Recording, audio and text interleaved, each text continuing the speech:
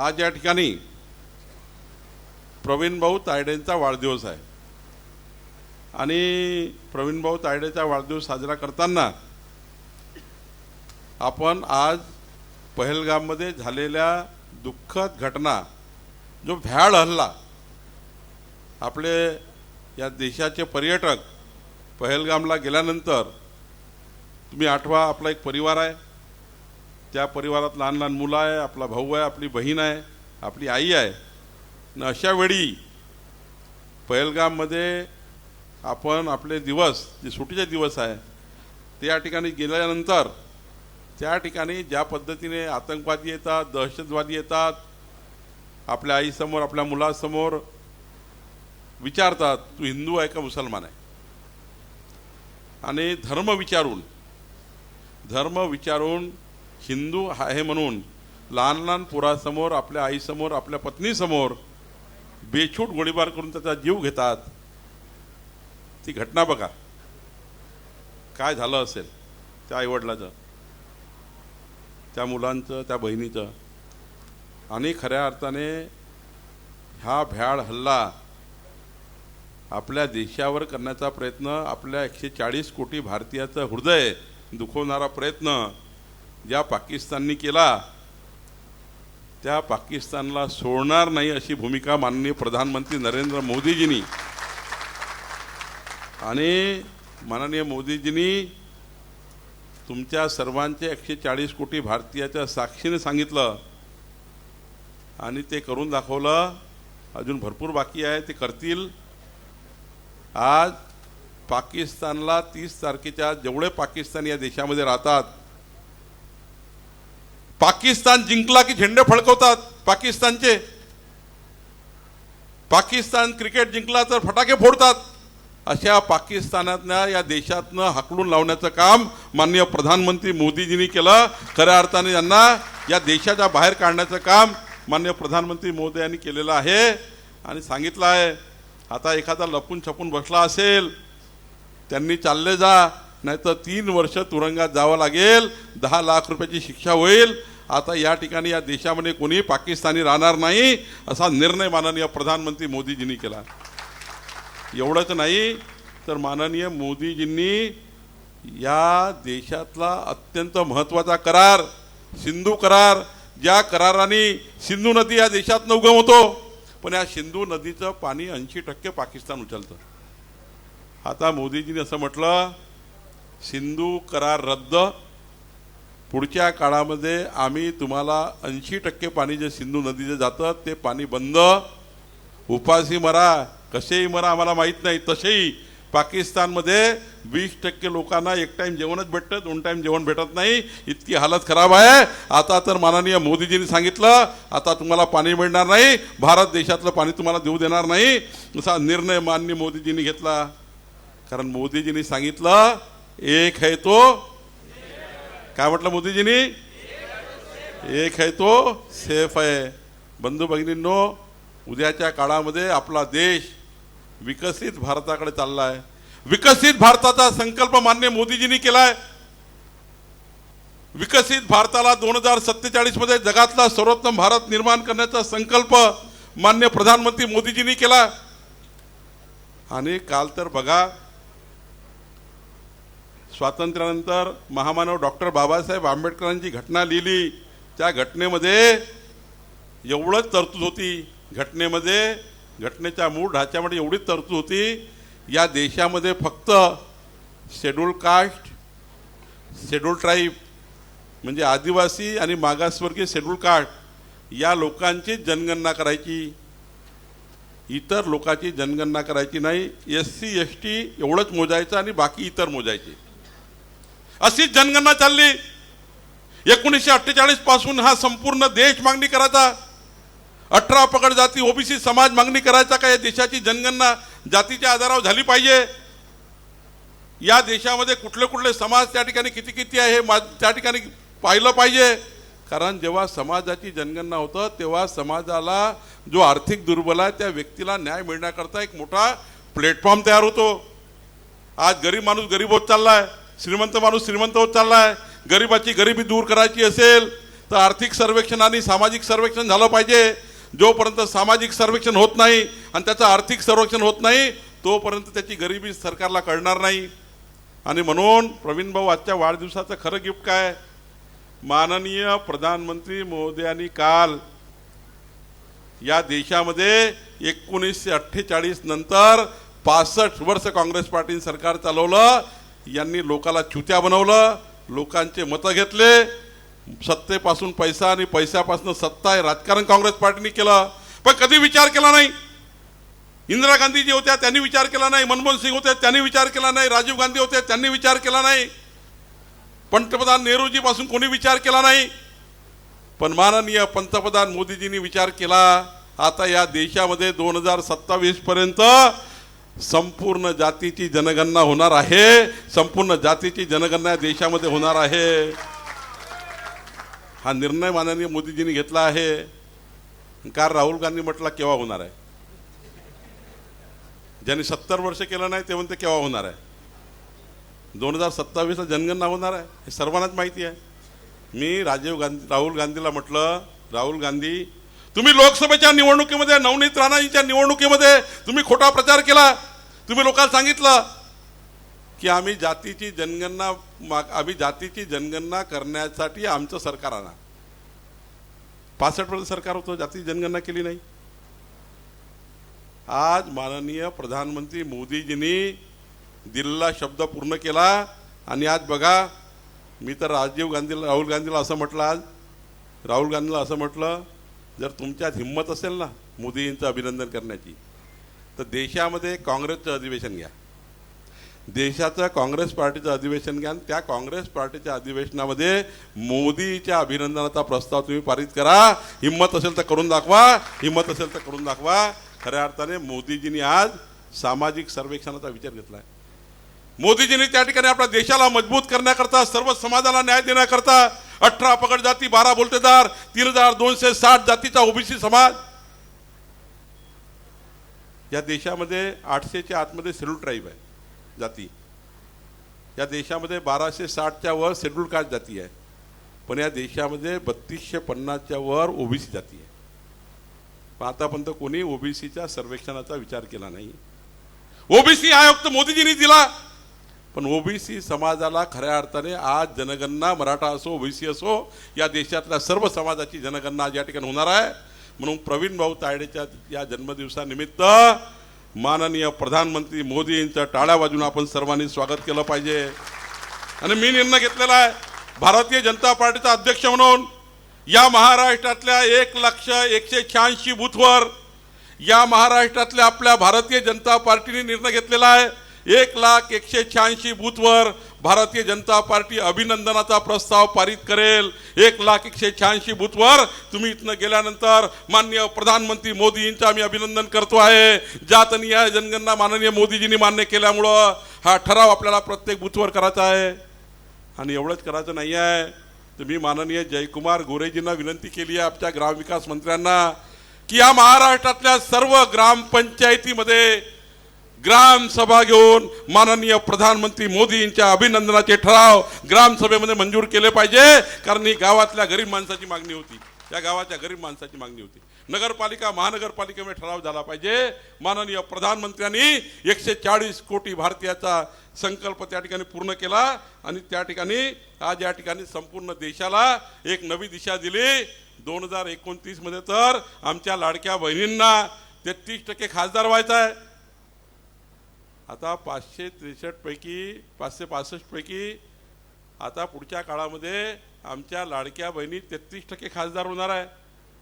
मोदीजींनी मातृवंदन त्या ठिकाणी बिल आणले, मोदीजींनी मातृवंदनाला नमस्कार केला. या ठिकाणी मोदीजींनी त्या ठिकाणी अनेक बिल आणले.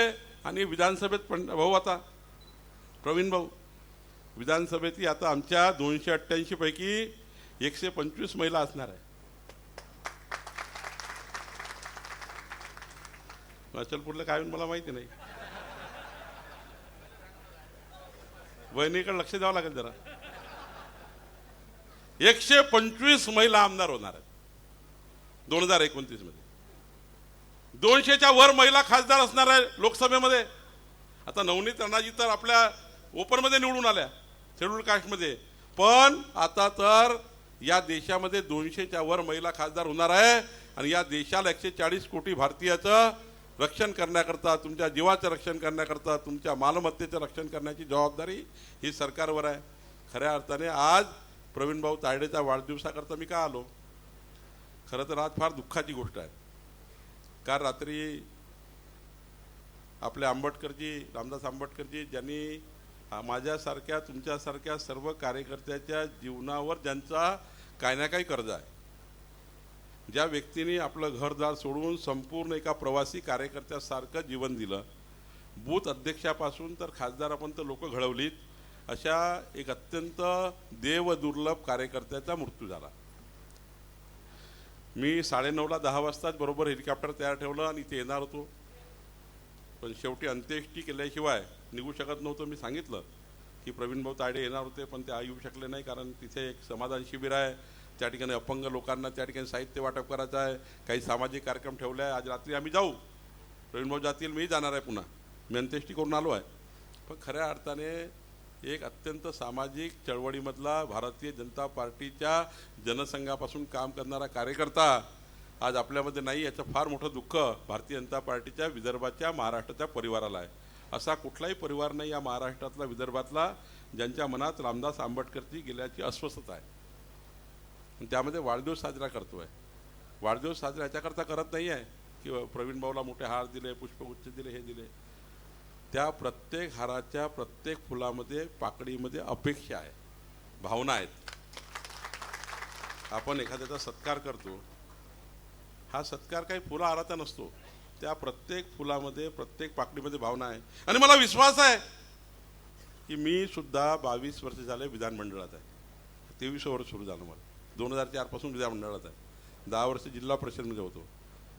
मी जेव्हा 2004 मध्ये विधानमंडळात गेलो, 3 वर्ष मला मंत्रालयाची 7 मजल्याची बिल्डिंग आणि 288 आमदार बसून त्या ठिकाणी आपल्या विधानसभेमधल्या समस्या मांडण्याकरता जेव्हा अधिवेशन चालू होतं, तेव्हाची ती गोल इमारत विधानमंडळाची, त्या विधानमंडळाच्या गोल इमारतीमध्ये 3 वर्ष मला काही समजलं नाही. 7 मजल्याच्या बिल्डिंगमध्ये मलाच काही समजलं नाही. पण मला अभिमान या गोष्टीचा आहे. तुमच्यासमोर प्रवीण भाऊ, तुम्ही इथं वाढदिवस आहे म्हणून तारीफ करत नाही, पण मला अभिमान आहे.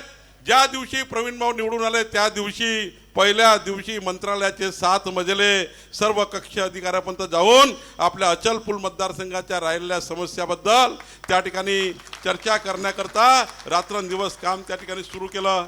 एवढंच नाही, या अधिवेशनामध्ये, मार्चच्या अधिवेशनामध्ये, बजेट अधिवेशनामध्ये प्रवीण भाऊंनी आपल्या मतदारसंघाचे संपूर्ण प्रश्न, जे 20 वर्ष या भागातल्या आमदारांनी मांडले नाही, संपूर्ण प्रश्न विधानमंडळात मांडण्याचं काम माननीय प्रवीण भाऊंनी केलं. खऱ्या अर्थाने नौटंकी वेगळी असतं, आरोप प्रत्यारोप वेगळे असतात, पण या विधानमंडळामध्ये खऱ्या अर्थाने एक योग्य वकील म्हणून काम करावं लागतं. जसं कोर्टामध्ये एक वकील लागतं आपल्याला कोर्टासमोर बाजू मांडण्याकरता, तसंच 3 लाख 5 लाख मतदारसंघात जनतेचा हा मतदारसंघ, या मतदारसंघाच्या समस्या मांडण्याकरता विधानमंडळात वकील लागतो. तो वकील आमदार असतो, तो आहे वकील आपले. आणि हे वकील म्हणून कोण काम करतात आहे, तर आपले प्रवीण भाऊ तायडे काम करतात आहे. राहू दे, राहू दे ना थोडं ना. अरे बस, अरे बस ना बाबू, तू बस, अरे बस तू.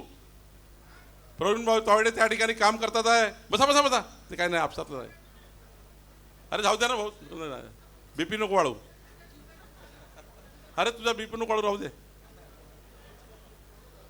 खऱ्या अर्थाने आज या ठिकाणी मला अभिमान आहे की प्रवीण भाऊ तायडे सारखा एक चांगला आमदार, मला हे माहिती आहे. या ठिकाणी डॉक्टर अनिल बोंडे जिल्हाध्यक्ष आहे, माननीय अनिल बोंडे जिल्हाध्यक्ष आहे. माझ्याकडे बघा, माझ्याकडे बघा, तिकडे जाऊ दे, सोडा ना.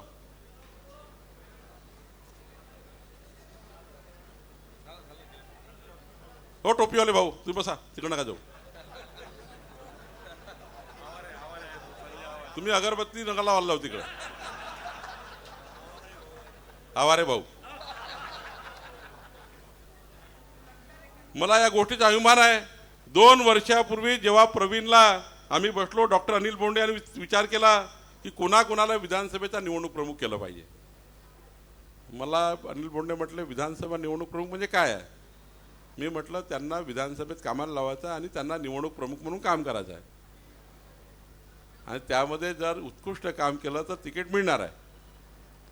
मला अभिमान आहे ज्या दिवशी प्रवीण भाऊला विधानसभेचा प्रमुख म्हणून त्या ठिकाणी निवडणूक प्रमुख म्हणून जाहीर केलं, निवडणूक प्रमुख म्हणून जाहीर झाले, पण त्यांनी निवडणूक प्रमुख म्हणून काम करताना तिकीट कुणालाही मिळो, मी विधानसभेचा निवडणूक प्रमुख राहील आणि या ठिकाणी या 25 वर्षापासून या मतदारसंघावर ज्या पद्धतीने एक मोगलशाही सुरू आहे, ज्या पद्धतीने या ठिकाणी दडपशाही सुरू आहे, ही दडपशाही मोगलशाही तोडून काढल्याशिवाय राहणार नाही. हा प्रवीण तायडेंनी 2.5 वर्षापूर्वी मला शब्द दिला आणि मला अभिमान आहे की ज्या दिवशी प्रवीणला तिकीट दिलं, माननीय मोदीजी समोर जेव्हा आम्ही प्रेझेंटेशन केलं, अनिल बोंडेजी एका मतदारसंघाचं आमच्या केंद्रीय पार्लमेंटरी बोर्डासमोर आम्ही गेलो, माननीय प्रधानमंत्री मोदी समोर मांडलं, आपल्या पार्लमेंटरी बोर्ड अमित भाई समोर मांडलं, माननीय देवेंद्रजी मी दोघांनी त्या ठिकाणी शेवटी आम्हाला आमच्या पक्षासमोर मांडावं लागतं, मोदींच्या CEC समोर मांडावं लागतं, अमित भाई समोर मांडावं लागतं, कोणता कार्यकर्ता कसा निवडून येऊ शकतो. जेव्हा अचलपूर मतदारसंघाचं गणित मांडलं तेव्हा स्वतः अमित भाईच्या सर्वेमध्ये प्रवीण तायडेलाच निवडणूक लढवावी असा त्या ठिकाणी सर्वेक्षण आलं आणि माननीय अमित भाईंनी, माननीय मोदीजींनी, आमच्या देवेंद्रजींनी आणि नवनीत राणाजी खासदार होते, आमच्या सर्व व्यासपीठावरच्या नेत्यांनी एकमुखी, काही लोक लढले निवडणूक, काही लोक समजले नाही, पण प्रवीण तायडे नक्की यावेळी कुस्ती जिंकणार आहे असा त्या ठिकाणी त्याचा सर्वे रिपोर्ट आला. मधात थोडं गणित बिघडल्यासारखं वाटलं निवडणुकीच्या काळात. प्रवीण मला वाटलं की थोडी जाते का पण म्हटलं आता एक शेवटचा दणका देऊनच टाकायचा. मी माननीय योगीजींना विनंती केली आणि ज्या दिवशी योगीजींची सभा प्रवीण भाऊ झाली त्या दिवशी तुमचा विजय पक्का झाला होता. तर योगीजींनी म्हटलं होतं, योगीजींनी काय म्हटलं होतं आणि मोदीजींनी काय म्हटलं होतं, अमरावतीमध्ये अचलपूरच्या जनतेला मी नतमस्तक होतो कार्यकर्त्यासमोर. तुम्हाला सर्वांना हात जोडून तुमचे आभार मानतो पक्षाचा अध्यक्ष म्हणून. मी भारतीय जनता पक्षाचा अध्यक्ष म्हणून तुम्हाला नतमस्तक होतो. अमरावतीच्या अचलपूरच्या संपूर्ण जनतेच्या मतदाराच्या पाया पडून या ठिकाणी तुमचे आभार मानतो. तुम्ही मोदीजींचं आणि योगीजींचं म्हणणं ऐकलं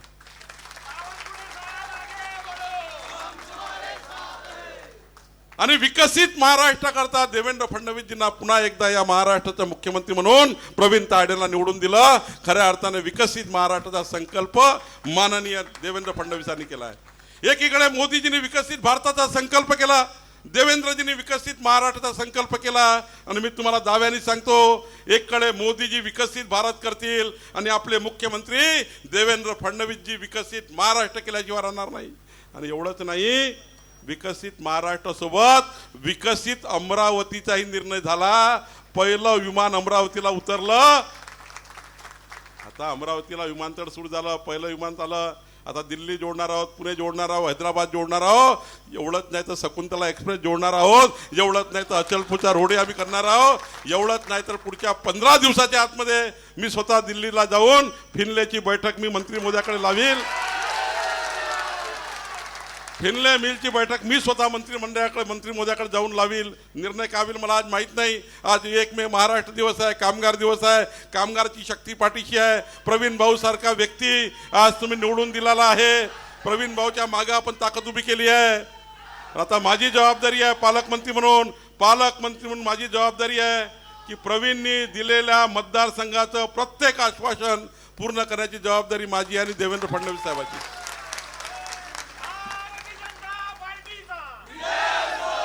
माननीय प्रवीणनी जे जे आश्वासनं निवडणुकीच्या वेळेस दिले ती संपूर्ण आश्वासनं पूर्ण करण्याची जबाबदारी पालकमंत्री म्हणून माझी आहे, देवेंद्र फडणवीस साहेबांची आहे.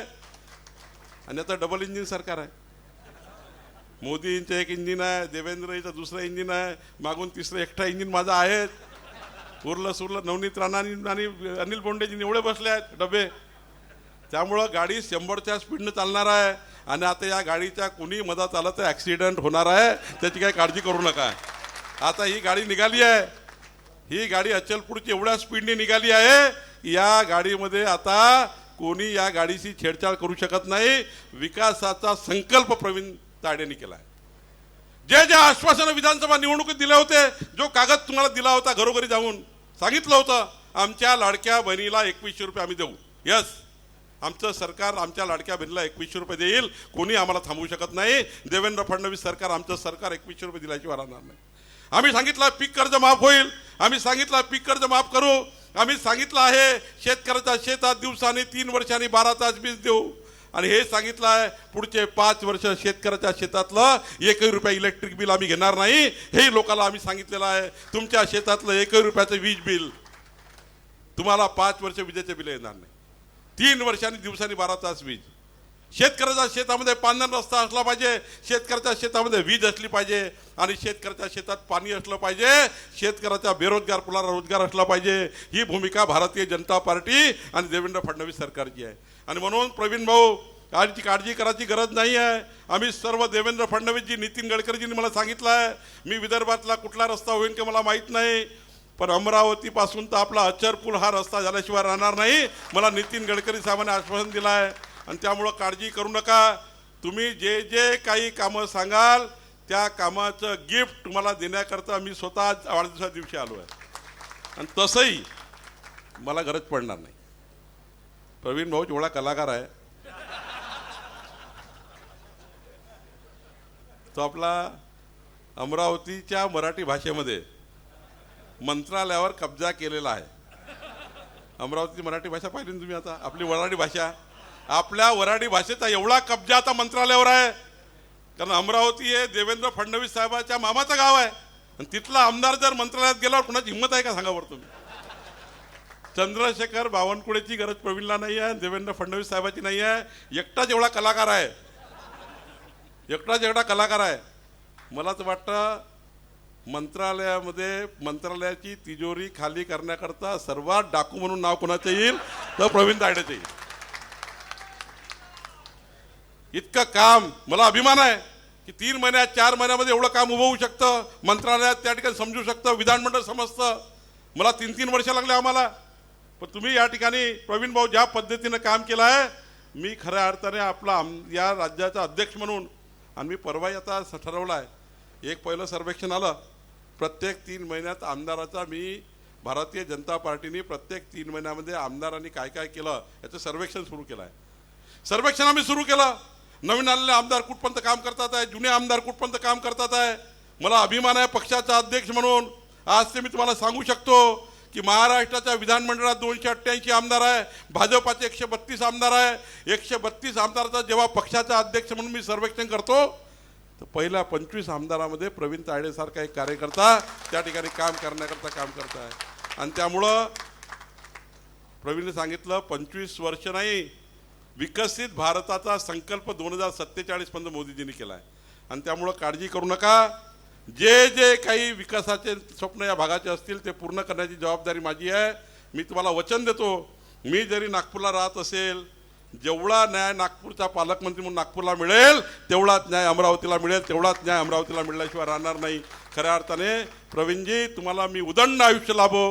आई महालक्ष्मी जगदंबा, आई अमरावतीची अंबा माता तुम्हाला प्रचंड औदंड आयुष्य देव. तुमचं जीवन मंगलमय राहो. कुठली अमंगल घटना या अचलपूरमध्ये घडू नये. आणि तुमच्या जीवनामध्ये तुम्ही जो संकल्प केला विकासाचा, विकसित अमरावतीचा, विकसित अचलपूरचा, आम्ही सर्व लोक प्रवीण तायडेच्या पाठीशी उभं राहून प्रवीण तायडेंना खऱ्या अर्थाने एक मजबूत नेता आणि असा पैलवान तयार करू प्रवीणला. पुढच्या वेळी जेव्हा प्रवीण फॉर्म भरेल तेव्हा त्याच्या विरुद्ध लढाची हिंमत कुणाचीच राहणार नाही. मी तुम्हाला दाव्याने सांगतो, पुढच्या वेळी जेव्हा प्रवीण फॉर्म भरेल ना, हे जे इथले लोक आहेत ना, हे कोण दुसऱ्या मतदारसंघात जातील, या मतदारसंघाला लढू शकत नाही. कारण वऱ्हाडी भाषेतला कणखर आमदार महाराष्ट्राला मिळाला आहे. असा आमदार महाराष्ट्राला मिळाला आहे की आपल्या स्वप्नातला, आपल्या संकल्पातला खऱ्या अर्थाने देव देश धर्माकरता काम करणारा आणि आपल्या भारताला, आपल्या देशाच्या विकासाकरता, महाराष्ट्राच्या विकासाकरता चांगला काम करणारा एक उत्कृष्ट कार्यकर्ता म्हणून प्रवीण तायडेच्या पाठीशी आपण सर्वांनी उभं राहा. नवनीत राणाजींनी म्हटलंय खरं आहे, माननीय आमच्या बोंडे साहेबांनी म्हटलं खरं आहे, पुढच्या 2-3 महिन्यामध्ये येणाऱ्या निवडणुका आहेत, येणाऱ्या जिल्हा परिषद, पंचायत समिती, नगरपालिका निवडणुका. 2024 हे नेत्यांचं वर्ष होतं, 2025 आता कार्यकर्त्याचं वर्ष आहे. आणि येणाऱ्या 2025च्या सर्व निवडणुकीमध्ये माझ्या समोर बसलेला कार्यकर्ता निवडून आला पाहिजे, इथलाच सरपंच झाला पाहिजे, इथलाच जिल्हा परिषद मेंबर झाला पाहिजे, इथलाच पंचायत समिती सभापती झाला पाहिजे, इथलाच नगरसेवक झाला पाहिजे. जेवढी ताकद आम्ही प्रवीण तायडेच्या निवडणुकीमध्ये लावली त्यापेक्षा जास्त ताकद कार्यकर्त्याच्या निवडणुकीमध्ये आम्ही लावणार आहोत. आपण याची काळजी करू नका. सर्वांनी प्रवीण भाऊ तायडेच्या मागे प्रचंड ताकद लावा एवढीच विनंती करतो. आणि आता हे जे आहे चिल्लावणारे, मी तुम्हाला सांगतो पुढच्या 2 वर्षांनी या भागात तुम्हाला फिरताना दिसणार नाही. लिहून घ्या माझं म्हणणं. खऱ्या अर्थाने इतका प्रचंड चांगला कार्यकर्ता प्रवीण, मला राहावला गेलं नाही म्हणूनच मी हेलिकॉप्टर मागितलं, देवेंद्रजीची परवानगी घेतली आणि या कार्यक्रमाला आलो. मला व्यक्तिशः देवेंद्रजींनी सांगितलं ते आज प्रधानमंत्री मोदीजी मुंबईमध्ये आहे, माननीय प्रधानमंत्री मोदीजी मुंबईमध्ये आहे, माननीय देवेंद्रजींनी तुम्हाला शुभेच्छा दिल्या. मला नितीन गडकरी साहेबांनी सांगितलं की माझ्यातर्फे प्रवीणला शुभेच्छा दे आणि हे सांग की अचल पुढचा रस्ता मी करून देईल असं आश्वासन देण्याकरता माननीय नितीनजींनी सांगितलं. शकुंतला एक्सप्रेस आणि फिनले मिलची बैठक, नवनीत राणाजी तुमची जबाबदारी, बोंडेजी तुमची जबाबदारी. पुढच्या 15 दिवसात आपण तिघही मिळून दिल्लीला ही बैठक लावून या शकुंतला एक्सप्रेस आणि फिनले मिल या दोघांचाही प्रश्न सोडवू. बाकीचे प्रश्न हे महाराष्ट्र सरकारचे आहे, ते प्रवीण आपण सोडल्याशिवाय राहणार नाही. एवढंच वचन राज्याचा मंत्री म्हणून आपल्याला देतो, पक्षाचा अध्यक्ष म्हणून देतो. आणि पुन्हा एकदा खूप खूप शुभेच्छा देतो. धन्यवाद. एबीपी माझा, उघडा डोळे बघा नीट.